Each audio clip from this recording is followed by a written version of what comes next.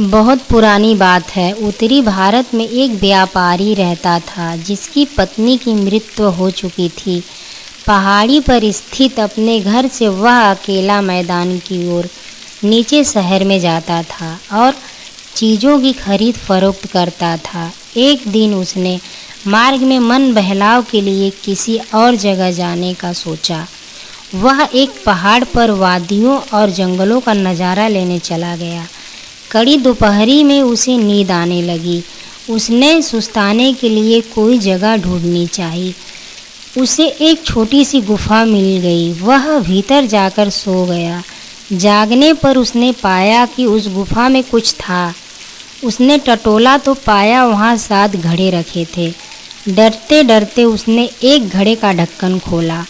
घड़े में सोने के सिक्के भरे हुए थे। एक एक करके उसने 5 घड़े खोल कर देखे। सभी में सोने के सिक्के थे। छठे घड़े में उसे एक पुराना कागज़ का टुकड़ा भी मिला जिस पर लिखा था, इन सिक्कों को ढूंढने वाले सावधान हो जाओ। ये सभी घड़े तुम्हारे हैं, लेकिन इन पर एक सांप है। इनको ले जाने वाला उस सांप से कभी मुक्त नहीं हो पाएगा। उत्सुकता में बड़ी शक्ति है, पर लालच उससे भी बलवान है। व्यापारी सभी घड़ों को किसी तरह अपने घर ले गया। फिर उसने सोचा कि सारे सिक्कों की गिनती कर ली जाए। एक एक करके उसने 6 घड़ों में मौजूद सिक्कों की गिनती कर ली, लेकिन 7वां घड़ा आधा ही भरा हुआ था। व्यापारी बहुत दुखी हो गया। सांप की बात कहने वाले कागज़ को वह बेकार समझकर फेंक चुका था। उसे वह बात याद भी नहीं थी। व्यापारी के मन में अब और अधिक लालच आ गया था।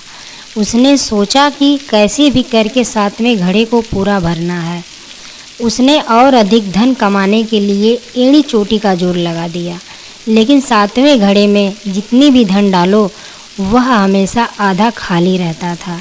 व्यापारी कुछ साल और जिंदा रहा, लेकिन अपने धन का उसे कुछ भी आनंद नहीं मिला, क्योंकि वह उसके लिए कभी भी पर्याप्त नहीं था।